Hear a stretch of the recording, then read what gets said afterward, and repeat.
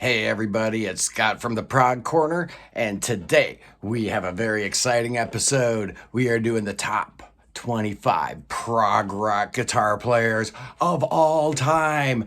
And yeah, we're talking about prog guitar players, so we're not going to be including Robert Johnson or Muddy Waters or Andre Segovia, or for that matter, Brian May or Richie Blackmore. So it's going to be a very exclusive list. We're talking about prog rock guitarists.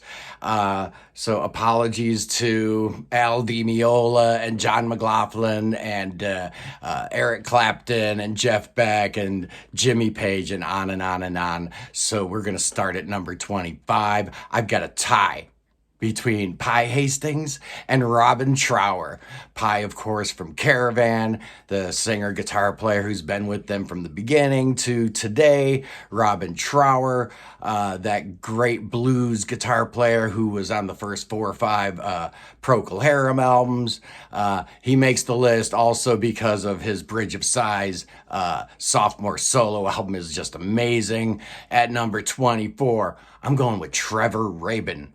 The South African obviously had to replace the big shoes of Steve Howe. And yes, he certainly did a great job there. Number 23. How about Todd Rundgren? Let's put him on the list. Yeah, Todd, obviously, from his solo work to Utopia, definitely deserves a slot here. At number 22, we're going with Adrian Belew. Yeah, this guy could make the guitar do all kinds of crazy stuff. King Crimson, Talking Heads, David Bowie. This guy's played with everybody. He's incredible. At number 21, I'm going with Anthony Phillips, the original guitar player from Genesis, the master of the acoustic guitar, of the 12-string. He's just an amazing artist, fantastic player. At number 20, Gary Green from Gentle Giant. This guy has a real blues kind of inflection to his playing. It totally worked in contrast to all the other crazy stuff going on in Gentle Giant.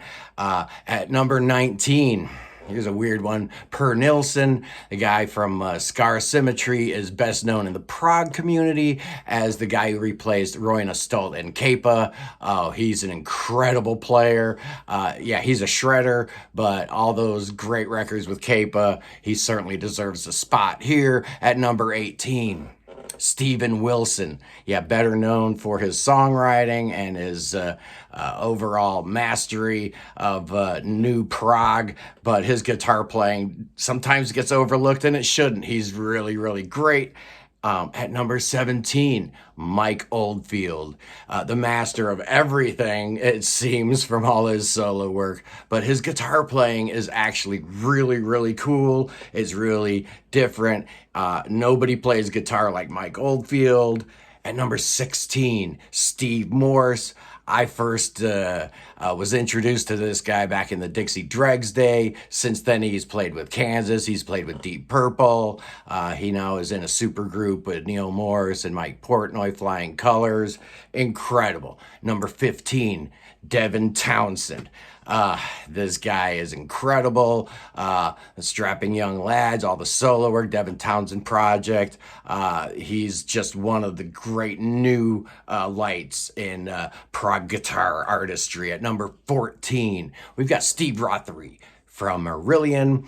This guy is like the second coming of David Gilmour. The way he draws emotion out of seemingly simple guitar lines is second to none. Well, maybe not second to number 13. Andy Latimer from Camel, talking about taking basic and simple things and making them incredibly interesting and beautiful. If you don't know Camel and what this guy is all about, you need to check him out. At number 12, I'm going with Jan Akkerman from Focus. Oh, this guy was so far ahead of his time. The way he used the slide pick action before anybody was doing any of that crazy kind of stuff. Just an incredible incredible artist. Ask any professional guitar player and he'll tell you about him. At number 11, I'm going with Roine Stolt from the Flower Kings. I love how versatile this guy is. He can do it all, but he always gets a great tone out of whatever he's doing, whether it's a Zappa influenced thing or a Steve Howe influenced thing or a Gilmour influenced thing. He always finds a way to make it his thing. Yeah, he's that good. At number 10, Steve Hillage, probably best known from Gong. I particularly love Khan's Space Shanty. I love his solo stuff. Fish Rising is an incredible album. He's just amazing. At number 9, the incomparable Allan Holdsworth, best known in prog circles for his work with UK, but this guy is an artist unlike any other. Nobody played like Allan. He's just incredible. At number 8, Martin Barre.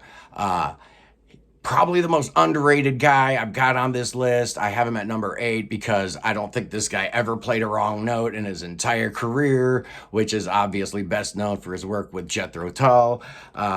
He deserves to be in the top 10 for sure. Number 7 is another guy who's probably a little underrated. We're talking about Alex Lifeson from Rush. He gets overlooked. He's next to Neil Peart. He's next to Geddy Lee. Nobody really pays attention to how great what Alex is doing actually is, but he is incredible. He makes my list at number 7. At number 6, I have David Gilmour from Pink Floyd, of course. This guy could do more with less than any guitar player in the history of rock music, not just prog. You as a guitar player, you start trying to learn what these guys are doing, and you think, man, that's not really that hard at all. And then you start trying to learn it, and you realize this guy is just incredible. Forget about it. On the other end of the spectrum is number 5, Robert Fripp. Some of the stuff he's playing, you just know is incredibly hard. And yeah, it is every bit as hard, if not harder. He was an innovator. He's in a class by himself. He is the godfather of prog rock guitar players. Yeah, number 4, I've got John Petrucci. Yeah, I'm not a big prog metal guy. He, of course, from Dream Theater, but it just feels wrong to exclude this guy from any list of the greatest prog players, because he brought a prog shredding to a whole different level. A whole new generation of guitar players has been trying to emulate him. They still are, as well they should. At number 3, I'm going with Steve Howe.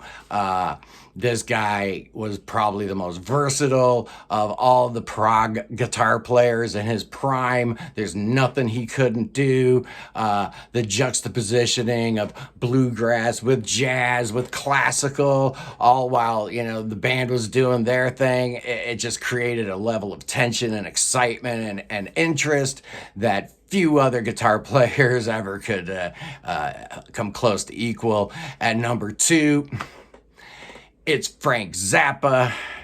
Is this guy prog? Well, he's certainly a progressive artist, probably the most progressive artist of all time. So he is a progressive rock artist, therefore he's gonna make my list.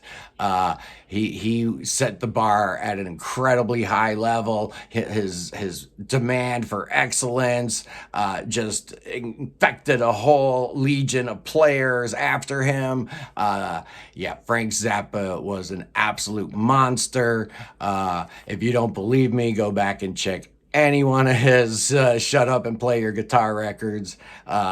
He's just a monster, and there's only one I've got ranked higher than him, and if you've been keeping score, you probably know who it is. At number 1, I've got Steve Hackett. The Genesis Axeman came in, joined the band in 71, and just made them interesting, made them the greatest band of their era, except for possibly one or two others, but the innovation on the instrument, his ability to create dynamic melodies.